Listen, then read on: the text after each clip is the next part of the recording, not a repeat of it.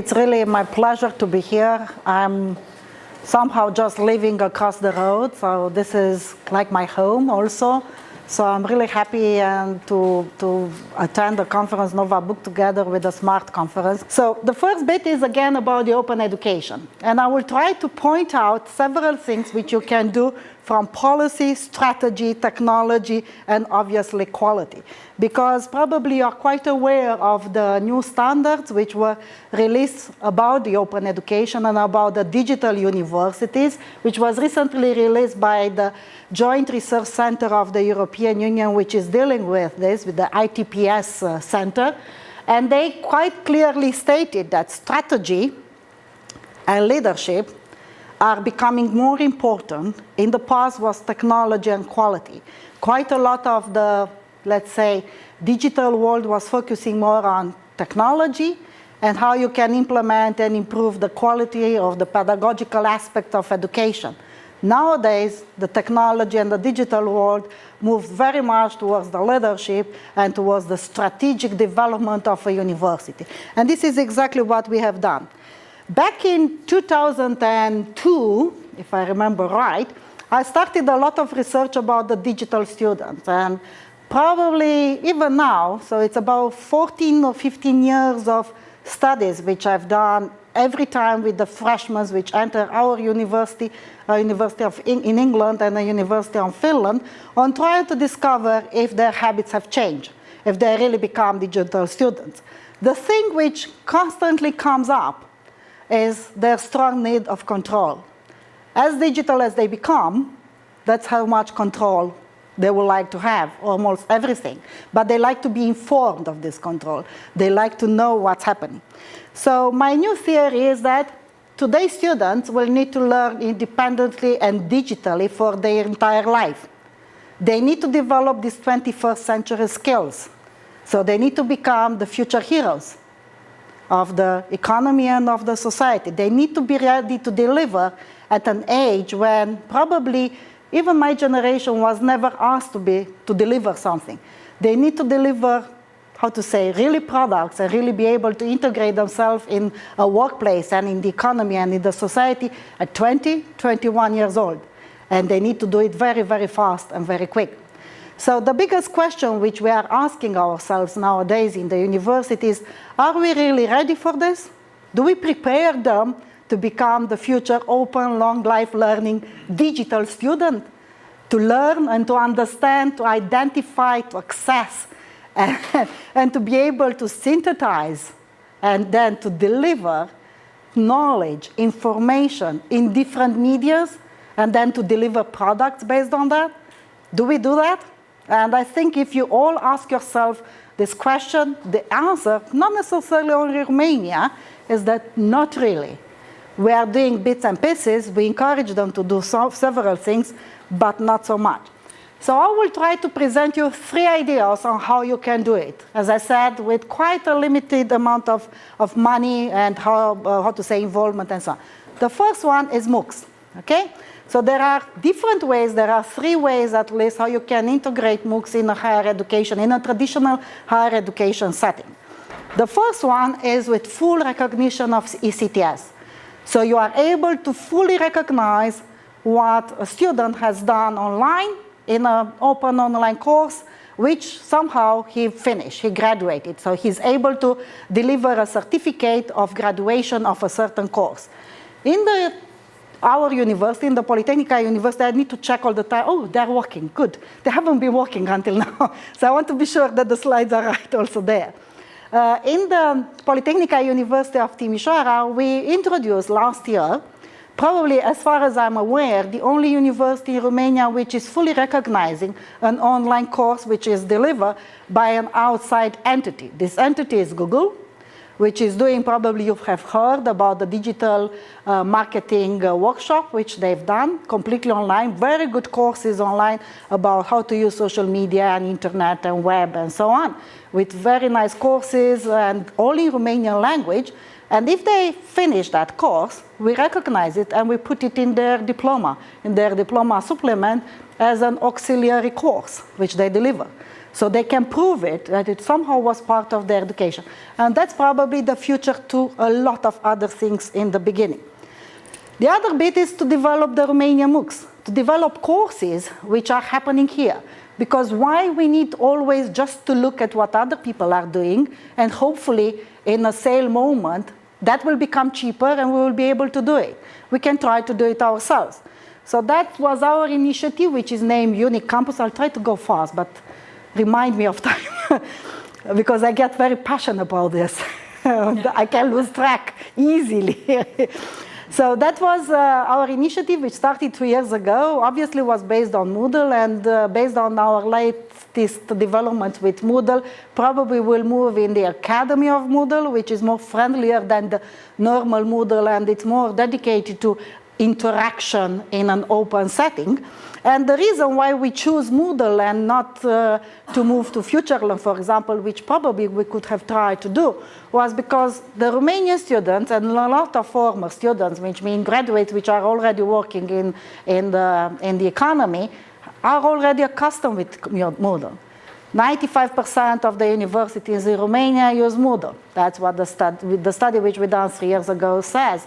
So why to do something else which just will make their people life more difficult? This is how Unicampus looks, the front page. And this is how a course looked like. And the course has a strong presence with what we call it Web 2.0. So a social guide, chats, and a video quiz in the middle. For example, for programming things, we developed a code plagiarism check. So if they do a Java programming and they upload the code there, we can check if it is plagiarism or is correct or something like that. So several things like this which we develop. At this moment, the course which is, believe it or not, most popular is an open education course. In every year, with the support of quite a lot of people which are in this room, we run, I think this is the 5th year when we've done it, or the 4th year when we've done it.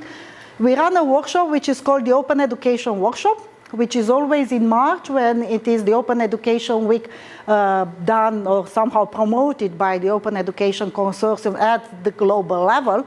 And we invite several people and we try to, to encourage people, especially those which are not really familiar with the open education concepts and they come from high schools or anywhere else to do something in open education and to try to open also their resources and their concepts, their pedagogy, and sometimes at the end, their strategy.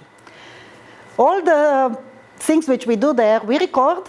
We then, with the support of the technical team from our center, we do them beautifully and they are on Unicampus. So you can go for free and have a look at them. They're in Romanian, some of them are in English, depends on how was done the presentation. And it's with PowerPoints and everything and a lot of information, quizzes and activities there. So this is the most watched one.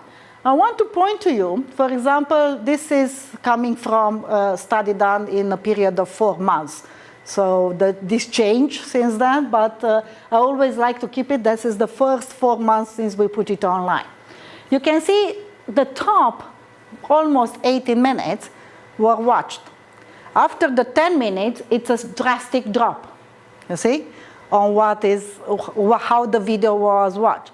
And this is quite strange because, in my opinion, the most interesting bit was coming at the end, which was the advice and the guide and so on. But people lose track of that. So the next year, when we done the Open Education Week and when we put the courses online, we split them in smaller snippets of less than 7 minutes and somehow trying to have an idea of the subject which was during the presentation and to use it like that. And this is completely in line with the research which is done in MOOCs worldwide about how it's happening. We've done also an evaluation. I like to do the desirability test. This is coming, somehow in my origin a computer scientist, and I do a lot of interactivity and usability. This is what I teach usually in the university. And the desirability test is very famous in usability studies, and because it shows how much you like something, how much you want to do something. And we've done it, and this is in a word cloud, the result of that desirability test. I quite like the thing that they consider it accessible. That's something which I like it, because all the time when we are trying to do something, we are trying to make it accessible. Another course which exists in UniCampus is the M-Commerce course, which is about mobile commerce, which was dedicated for small and medium enterprises. We run it with small and medium enterprises, managers, and people like that, which wanted to understand what all of this mobile commerce is and how they can move towards mobile commerce. And we are preparing 2 new courses where also some people from this room have put their modules there, which is about the ICT and the other one about new mechanics and so on. So that was somehow the ideas of the MOOCs. Then, how you introduce a virtual campus and how you encourage the use of open educational resources in a university to be able to do it. The virtual campus, what we call a virtual campus for us, is our blended learning system, which was introduced as it is now on 2006. Between 2000 and 2006 existed only as a, as an in-house development, which was done by our center, but since then it's on Moodle. It's fully personalized, has a lot of modules, and it's accessible to all the students in our university. Also, we have a mobile app for that, and at this moment, we have 12,300 and something students and new tutors registered in the virtual campus with a rate of access of 2,500 per hour, which is quite good for a virtual campus. And we quite have all the courses. Why we encourage the master students to go there? Can anybody guess? Because it's clear, the distance education courses, that's clear that they needed this support. But why the master? Come on. Because they are working. Yes, because they are working. We moved all of our classes, at least in the technical fields, they find jobs in the city easy, quickly. And we moved the classes from 5 o'clock in the afternoon, when they come like this usually. They are quite tired a bit, so to keep a 5 hours course and lab until 10 o'clock in the night, it's really not possible, human, not even for you, not even for the students. So we encourage quite a lot of the materials, quite a lot of the activities, the project work and communication to happen in the virtual campus. Based on the statistic and the questionnaire which we ran, this really improved a lot the quality of the courses and the retention in the master courses, which are using strongly the virtual campus. So this is something which I will encourage you, because I'm pretty sure that we are not the only university in Romania which has problems with the master students. And trying to do it in a more blended and interactive online course, method, it's really encouraging them to do more, be more active, and also deliver in time their project work and their courses. So this led us to another idea, which started, I think, in 2011, 2012, how to integrate existing MOOCs and existing OERs in courses. So we had the idea, and Carmen also, which is not here, Razvan, and also Ciprian, and at this moment there are, as to my knowledge, 11 professors in our university, which are doing integration of existing modules of MOOCs or of OERs in their courses. And this can be done in 3 ways. The easiest way is to point out and to rate them based on a quality assessment or the importance for your course subject, the MOOC courses and the OERs which you know about. So you put them as a reference. We call it a reference system, where they can find out easier where they can learn more, or probably even learn better and learn more interesting. We tell them, okay, you can learn, for example, I always tell this to the guys, you can learn about interactivity and usability from Jakob Nielsen, which is the father of web usability. So go there, listen to him, and if that doesn't motivate you, I don't know what else can. Okay, so let's do it like that. The other possibility is to use it as project work or activity work, where you encourage them to do some small parts of it, or even a full MOOC course. And this is more related probably to technical subjects, but I know my colleagues, for example, they've tried to do it and they've done it in English. with the famous English language course developed by the British Council, which have also specialty for medicine and technical English and so on, which is fully online on Future Learn. So it can be done in other subjects, not necessarily only in programming or in engineering. And we encourage them to do it fully online. And when they graduate, they can show us, okay, we reached the full completion. Sometimes they say, oh, we don't want to pay for the certificate. That's up to you. We don't force them to pay for the certificate. But if they can capture a screen and show that they have done a full completion of all the activities, then we recognize it as project work, or activity work, or as a lab work.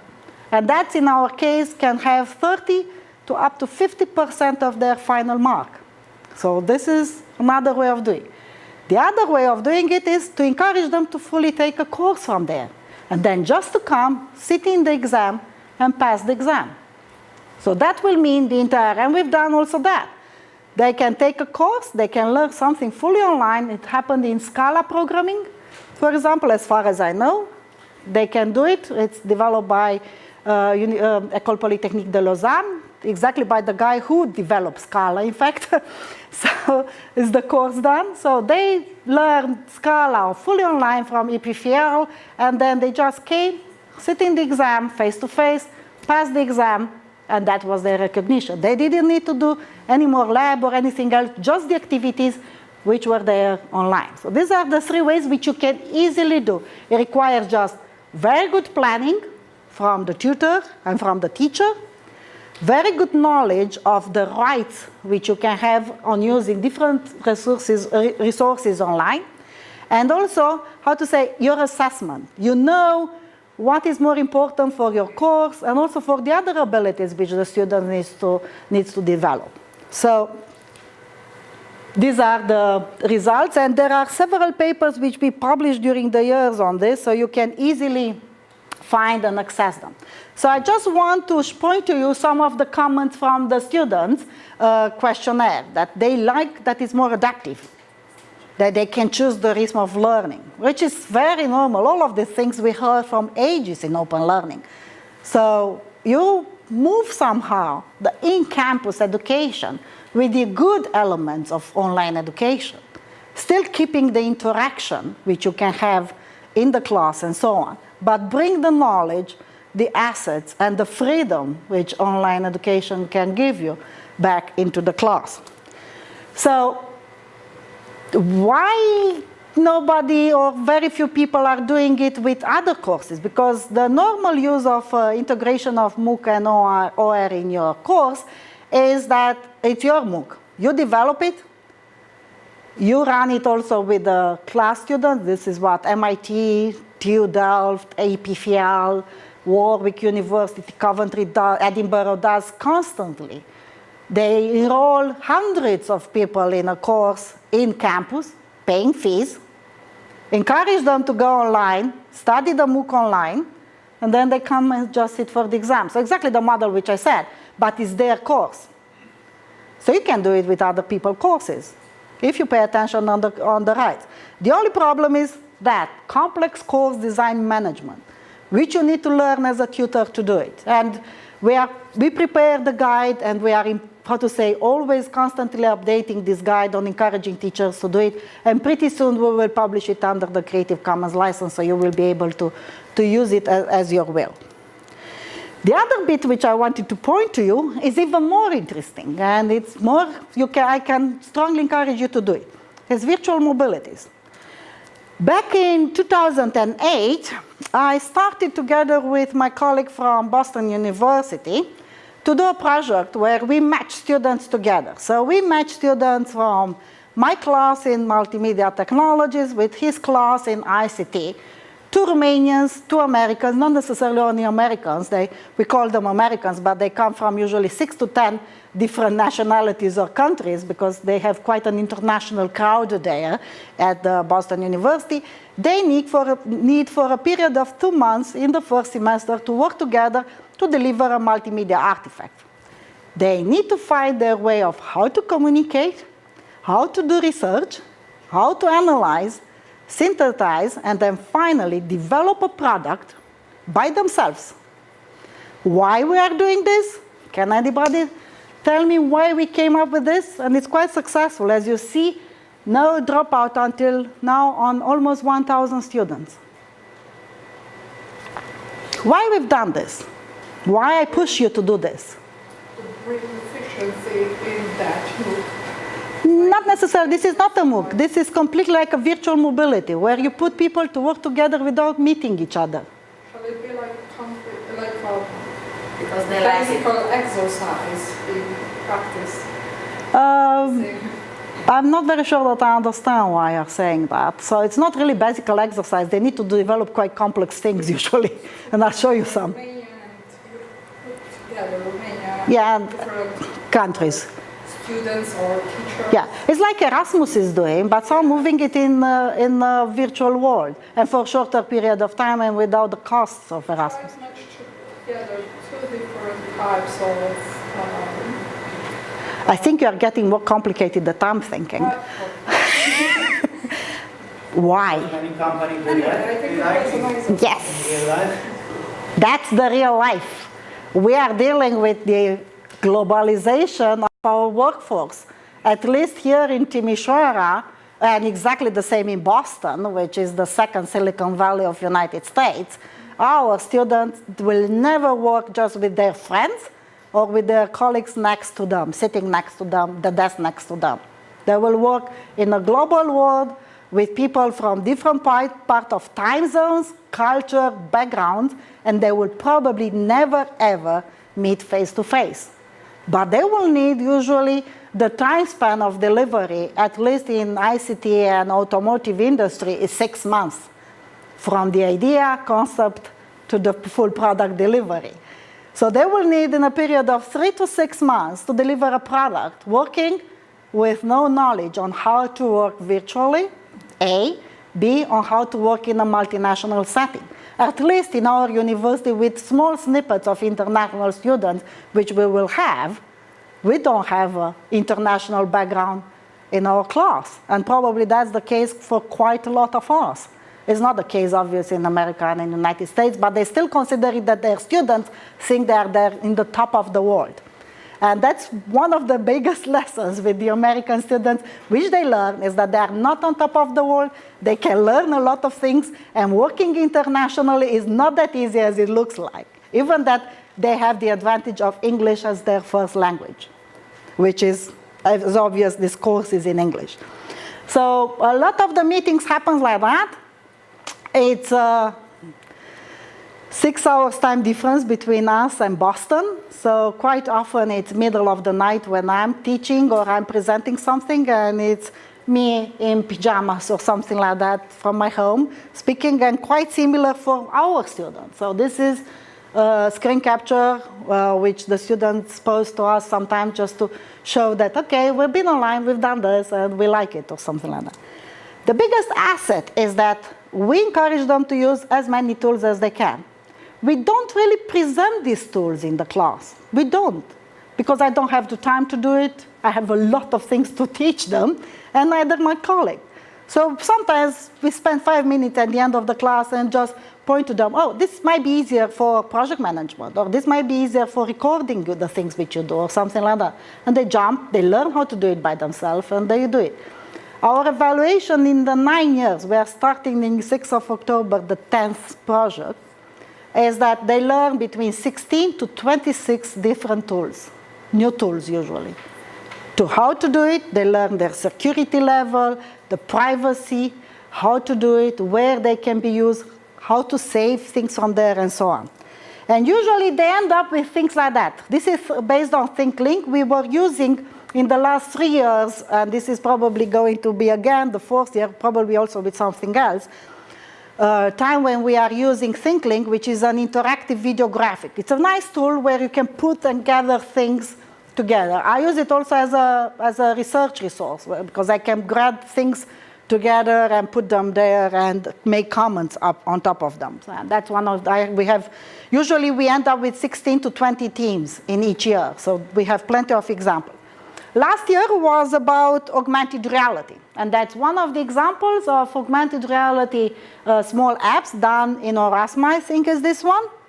because Orasma, Blipper, and Lyre were the most used augmented reality tools by our students on doing those.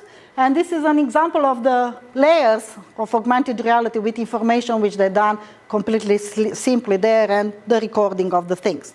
At the end, we all present together. That's Mark Freidenberg down there, and that's me also there when they present their final projects, because we make it compulsory that in the same setting as a team, they present their project together.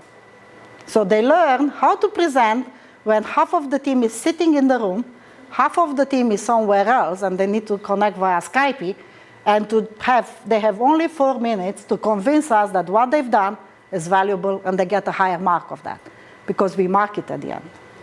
It's part, for myself, is 40% of their final mark, and for Mark is 35% of their final mark. So what we learn? That obviously they learn multiculturality, how to work online on different time zones, how to simulate this real world of an IT company.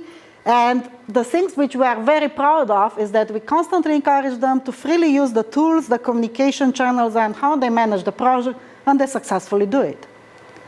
So they can do it. If you trust them, you motivate them good enough.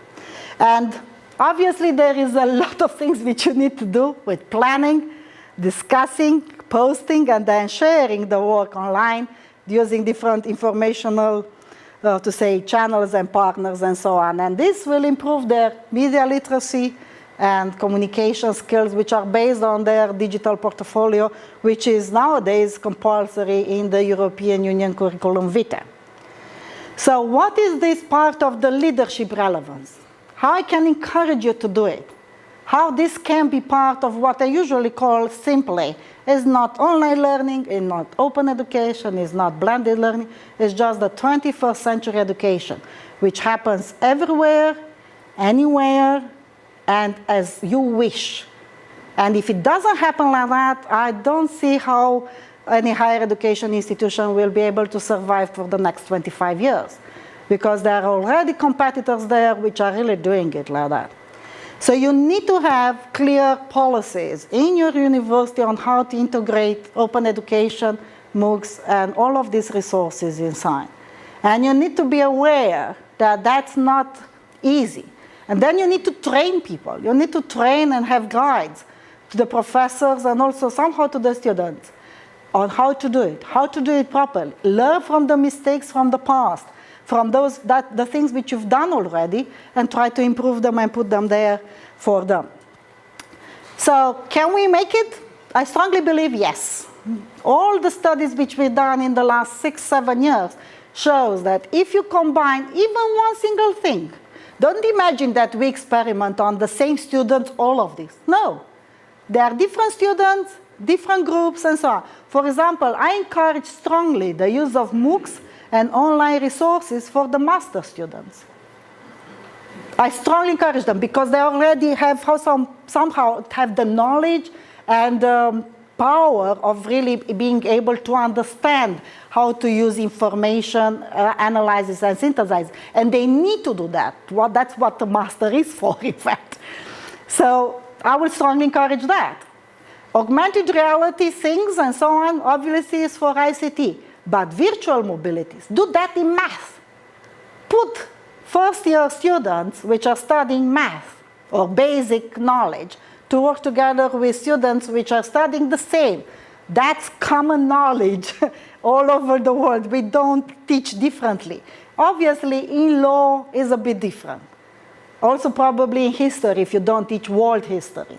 But sociology, medicine, any other literature, and especially the engineering and the science things, as we call them, the science, technology, and engineering and math subjects, those are universally valid. To put students to work together with a colleague which you know, because you work with them, you meet them in conference. I meet Mark at Media Conference in Amsterdam in 2008. And we were the only ones which didn't eat meat and didn't drink. So they put us together at a table.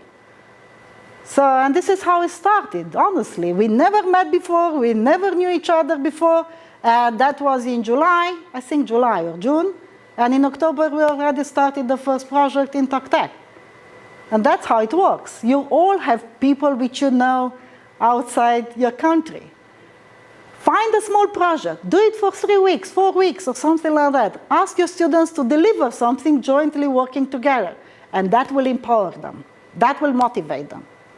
That will make them keen on coming and learning something. Because, you know, that's the main secret of education, the willingness of learning. So these are the 3 models which I propose you. We have applied them successfully, so I'm pretty sure you can. It's no secret on how to do it. You just need to want to do it, and somehow probably, let's make it like that, to have the courage of doing it. So I just want not to end in a very bad note, but I will very briefly present you some of my ideas which I came up late last night at around 1 a.m. So how I see, for example, the future of higher education. I fully see that libraries will become virtual, and they will need to be collaborative. A library or any other resources or any repository which will not encourage collaboration will not exist in the future, because we will have so much information at the end of our fingertips that it will not be interesting for the young generation to do it. A lot of our services will be replaced by artificial intelligence. There are loads of things which already have been done successfully. Learning analytics is already there, and that's just the initial bit. So it's going to take a lot of courage from the university to cut down of the administration. Recently, one of the other articles which Jill somehow missed on citing is saying that which is fun enough, and I don't want to pick up on UK universities. I'm an alumna from there, so I love the British system. But for example, in 2000, the average in UK university of ratio between teaching staff and admin staff was 2 to 1, 2 professors to 1 admin. Now, it's 61% admin staff in a university, up to 39% of teaching staff in a university. That's not right. And that's really a loss of resources. And that's clearly going to be replaced by artificial intelligence and a lot of these online automatic systems which are so easy to be designed. You just need clear privacy settings. And in May, the new GDPR, the new global data decision and regulation from EU is here. So we need to all comply to that. And that's how the life will happen. Then, obviously, we can do personalized assessment or delivery based on artificial intelligence. It can be happening very soon, probably even sooner than we think. The conventional academic year, oh, I hate this. I strongly disagree with the conventional academic year. We start, in Finland, it starts in 15th of August. We start sometimes in 1st of October. Britain starts in 15th of September. And we all end up in June and July, and that's it. And we all have exams at the end of 14 weeks or 7 weeks, and that's it. Do you know since when we are using this academic model? Come on, you have your pedagogist here. I'm not. I'm a computer scientist, a technologist, engineer. That's in my diploma. Come on. Guess. Pythagoras school introduced the idea of 7 weeks followed with an exam, and you always need to start in fall. And you know why? It was based on an agricultural society, which you needed to end before the spring was coming and the new workforce was needed out in the field, or the new battles were started somewhere. And then when that's finished, okay, we can educate you something. Do we still do that? Do we still live in an agricultural and battlefield society? Some battlefield, let's make it, okay, not really. So, from Pythagoras, I have a big lapses now. I can't remember if that was the 2nd century or 1st century. second, I think. I have a big lapsus at this moment. So we haven't learned too much in our history from that perspective. And that will allow us to do what I call rapid prototyping of education. It will really allow us to use all of our resources. These buildings stay empty for a lot. We have spikes in our virtual campus use. You can't believe it. Late in the evening, just before the exams, we use a lot of resources, I mean technical resources, bandwidth, servers, and so on, just to, to calibrate all of our delivery for the spikes, because we need to resist over those spikes. And on the rest, is calm. We are using, usually, my assessment of our own resources is that we use it at 27% of the capacity. And at every second year, I need to change almost everything. And at every year, in terms of software, in terms of how virtual campus looks, we change, let's say, 25% of it. So we put a lot of resources on something to calibrate it only for spikes, instead of really deliver it in different ways, in different modules, and have constantly use of all of these resources. And then, obviously, mini courses. Why we don't do mini courses? And then recognize the mini courses or mini specializations and so on, and then deliver them the degree. And allow them to come back after 3-4 years to do something more. I like, for example, in Estonia. In Estonia, they are doing for 2 years this model, that up to your age of 65, you can come back in a university or in the education setting and learn for free at every 3 years, for a period between a month to 6 months. And you enroll in a subject which you want, in adult education or in normal higher education, and sometimes I met people which have completely changed their career because they learned something new in a period of several years. And they completely done a different job. And obviously, that will lead to this, an open, flexible, digital, and modular education, which will probably be more cost-effective and more, easily introduced towards the society. It will deliver our products, which is our students, our graduates, easier to the society and somehow better prepared probably for the life. So I will try to end up in this was a bit, I said, I wanted to not to end so high, but going back to the high bit, try new things. Don't be afraid. Don't just look up at what others are doing. Just try it. Just try to do it by yourself, and I promise that you will succeed. We are not anymore just, passive observants of what is happening in the education world. We can really be active participants and changing the things which we are doing. A lot of the resources are on that slide share thing, or on my website, and I'm happy to share them with you. Thank you, and I'm waiting questions.